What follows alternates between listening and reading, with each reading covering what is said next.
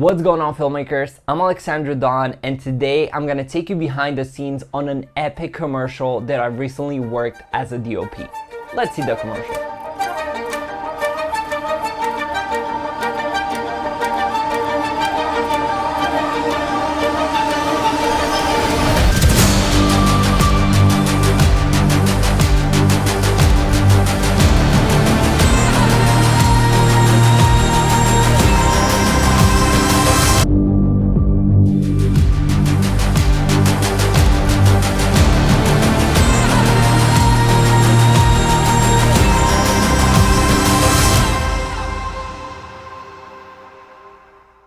So let me know what you think about the footage from this commercial. I think it turned out amazing, and to achieve this look, we worked super hard. And we're gonna go behind the scenes and I'm gonna show you everything I did in order to achieve this look.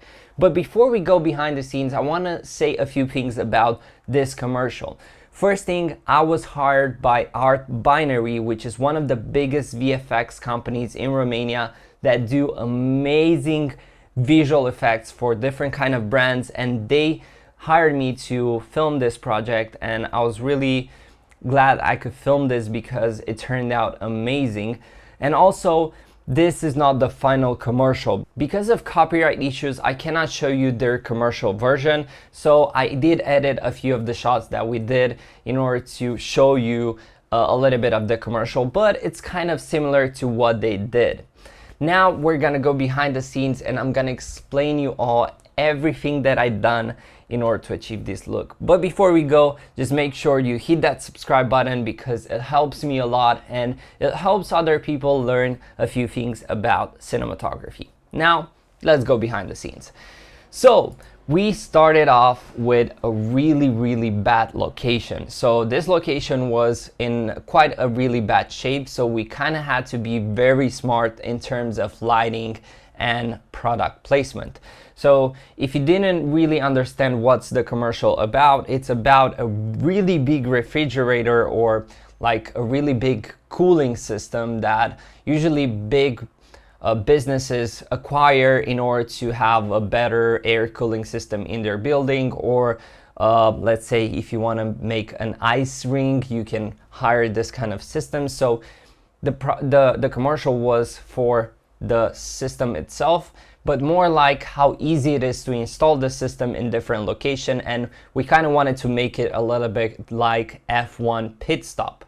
So I hope we kind of managed to make the audience feel like it's an F1 pit stop or something similar. Now, the location, like I said, was in a really rough shape, so we had to clean everything. And obviously, if you look here and if you compare it to the footage that we got from the commercial, it is quite a big difference. And that is because we managed to do the lighting in a way that we can avoid the things in the background. Even though the things in the background kind of give a little bit of texture and they look nice, because what you see in the background is also refrigerators or air cooling systems. Now, what you see right here, it was really cold. We shot this in mid-winter and it was like -10 outside, so we had to install like heating device so we can stay warm during the night. So this is the heating device that we installed, and this is the equipment, and as you can see is extremely heavy and we needed a crane to move it around. And here we were kind of talking where we should put the system in order to have like the best placement for the lighting and for us moving around. A lot of prep went into this shoot here. I'm trying to explain the crane operator what we want and where we want the system to get up. And soon after, I started mounting my camera, which was Sony FX6. And we chose this camera because it's really good, it's really lightweight, and it produces a really beautiful image. And of course, mounting my monitor of choice, which is the Atomas Shinobi. This is the monitor I use all the time on all of my shoots. I think it has the best colors and it never fails on me. So it's like, when it comes to lighting, these are my main lighting sources. And I didn't use that much because most of the lighting was on battery. We didn't have access to a continuous power source, so we had to use V-mount batteries on all of our lights, and also internal batteries for the PavoTube. And we were really lucky that the battery held for the entire shoot, which is kind of crazy. But let's go to the lights that I used. This is the Mixpanel 60, which is a really powerful light, and it has a softbox and a grid on top. The Nanlite Forza 60B, which is a bicolor directional source light, and also have a projector lens in front that allows me to guide the light whatever I want. And also the Forza 500 with a big softbox on top. This light is one of the most powerful lights I have from Nanlite, and I really love it.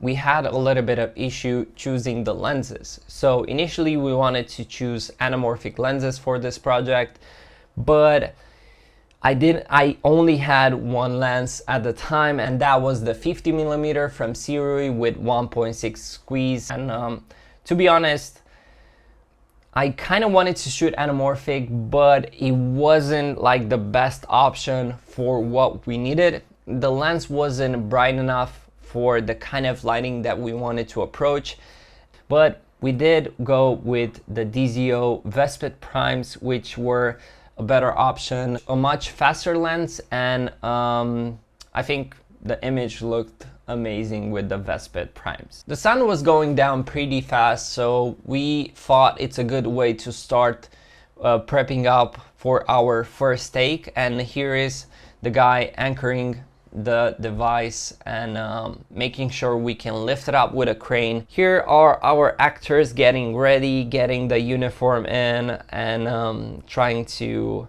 be prepared because, like I said, the sun went down pretty fast, and for our first take we needed a little bit of sky. And now the funny part is that we had another crane coming in, and this one was for our lights and for our camera. And it was quite a crazy experience because this crane is electrical, and the guy dropped the crane, so it left the crane on set. He explained a little bit on how the crane works, and then it was our turn to operate the crane. So I knew that I wanted to get some up top shots with the unit, but I didn't want to get it with the drone because we didn't have like a super professional drone that has really good low lights. So we rented out this equipment, and I had to operate the equipment and get myself up in order to get these top shots, which was kind of crazy because I never operated a crane like that, and it was the first time we did it, and it was quite an interesting experience, but you're gonna see in the behind the scenes in a bit. And here you can see me trying to process all the information about how to operate the crane, and we were a little bit like, oh my god, this is harder than we think. But in the end, I think because I know how to operate a drone, I know how to play on Xbox and all that, it wasn't that hard, but it was quite fun. And here we have the final talk for our first scene. And here we look on the storyboard so we can figure out what's our first shot and what's our next shot. And soon after, the sun went down more and more, and we started to lift the equipment. And as you can see, the crane lifts the equipment pretty hard because it is a really heavy equipment. And here's where I prep up my lights. And what I did here is I set my lights on pulse, and I put them on red because I wanted to mimic that construction site light that pulses. Usually some machines have that, and I wanted to have it as well. And here I'm putting the Nanlite Forza 60B on the crane because we wanted to have the lighting from up top for the equipment. And whenever you have lighting from higher up, it gives your subject a more natural feel when it comes to lighting. It doesn't look like it's lit. It looks like it's naturally lit because usually the light comes from up top. And having haze on set was a really important thing, because we wanted to avoid seeing a lot of unwanted things in the background, and having haze helped us a lot. And as you can see by now, it's already pretty dark, but on my camera I was shooting at ISO 12,800, which is the second base ISO of the Sony FX6. And we got some pretty interesting shots, and here is our Forza 60B from up top, lighting the equipment and looking really good. Pretty simple lighting setup. We also had the moonlight as a lighting source. The Nanlite Forza 500 was used as a key light, and I used a 25mm lens for our first shot, which was pretty interesting, and I think it looks really nice. It looks like there's an alien invasion and the alien starship approaches, as you can see. Looks really cool. Now for the next shots, we had to change a little bit our lighting setup. Here we have some shots where the guy kind of like you see in the airports with these things. He had in his hands two PavoTubes Mark II 6C, and they looked amazing, and he was doing it like this to guide the crane to put the system in the right place. And we had some really good shots with this one, and as you can see, even on the behind the scenes camera, it looks really good. So these are the up top shots that I got from the crane, and as you can see, it looks really nice. It has a really good feeling, and the lighting looks amazing, and with the haze and everything, it looks out of this world. I'm really happy with these shots. I think they turned out amazing, and I had to get down a little bit to get some closer shots, and for these ones, as you can see, in a few minutes, they look absolutely amazing. Now going on the next scene, I had to put my Forza 60B on the crane, and it was quite high up. And as you can see with the haze, it looks absolutely amazing. And I wanted to get some shots like the system approaching and entering our frame. So this wasn't on the storyboard, but I think it was a really awesome shot that we did, and it turned out absolutely amazing. And as you can see, even in the behind the scenes camera, it looks absolutely beautiful. Now for the next scene, we are up top and we see all the guys coming in just like an F1 pit stop. And it was quite difficult because I had to be with the crane quite up top, and because I didn't have that much experience with the crane, it was quite difficult to put it in the right position, but in the end I got it right.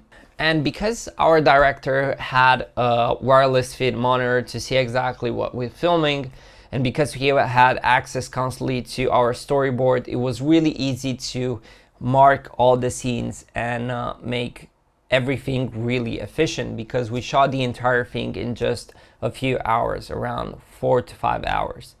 And I think this is really important whenever you are on set and whenever you shoot something. It's really important to have people that know exactly what they're doing and help you instead of just being there and not doing anything. And for me, the team here was absolutely amazing, and we worked really good together.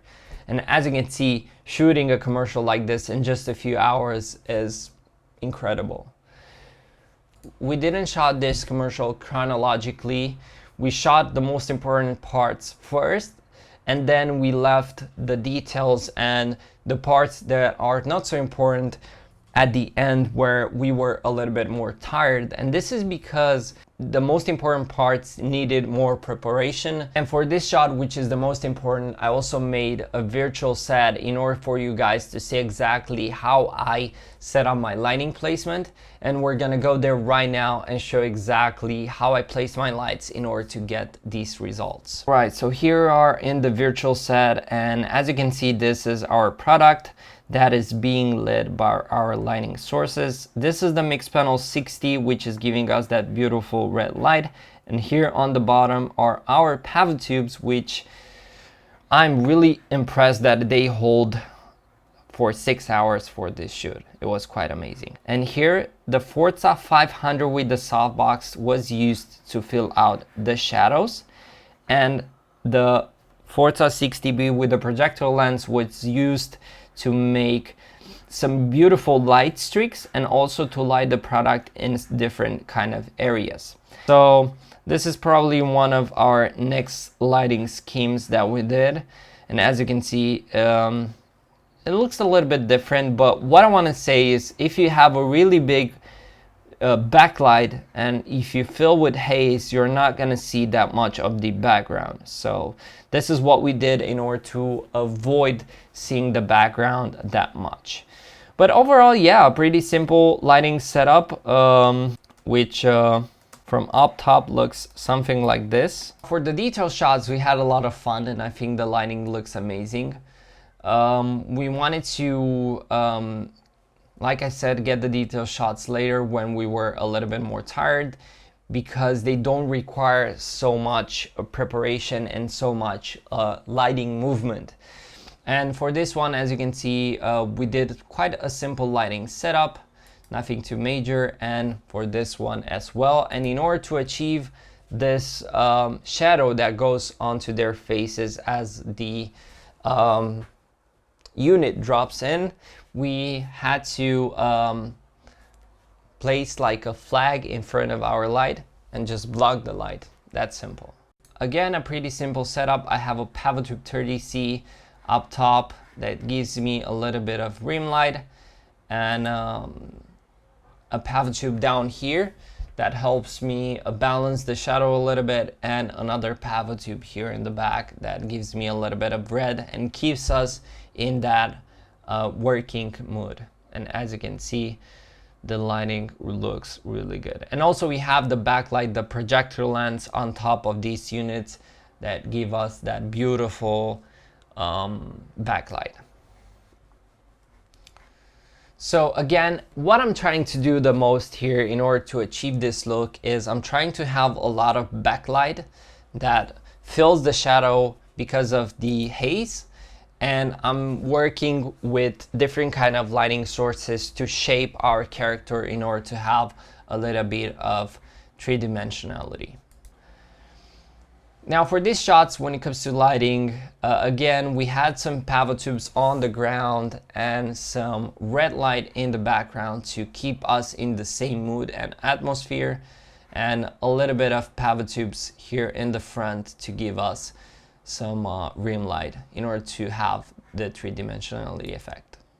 And here we have a really interesting shot where I put my camera on that tube, or how it's called, and we inserted the tube inside the hole, and it looks quite interesting, like a POV from the tube. And we did a lot of detail shots here, like we stayed like 2 hours just filming detail shots, detail shots, detail shots. And because we used PavoTubes on batteries and all that, it was really simple to light everything and make it look really dramatic and cinematic. But as you can see, the lighting is very similar on all of these shots because we wanted to keep them as similar as possible and have them in the same style. We didn't want to have a different style from each shot to another. So whenever you shoot commercial, it's really important to maintain the style of lighting towards the whole commercial and make it feel like a whole. So yeah guys, we're getting closer to the end, and I want to thank you guys for watching this behind the scenes, and hopefully you can learn something from my experience shooting this commercial. And hopefully I can give you guys some valuable information. And if you guys have any questions regarding this shoot and this behind the scenes, make sure to leave them down in the comment section below, and I'll be happy to answer you all. I wish I could have explained a little bit better what went down, but this commercial was really complex, and next time when I'm gonna do a commercial like this, I'm gonna try my best to do live breakdowns from the set itself, because it's gonna be much more helpful than what I did right here. Anyway guys, thanks a lot for watching, and I hope you enjoyed this behind the scenes, and if you did, make sure to subscribe. And also, until next time, I wish you guys all the best, and I want you to get out there and get creative. Cheers.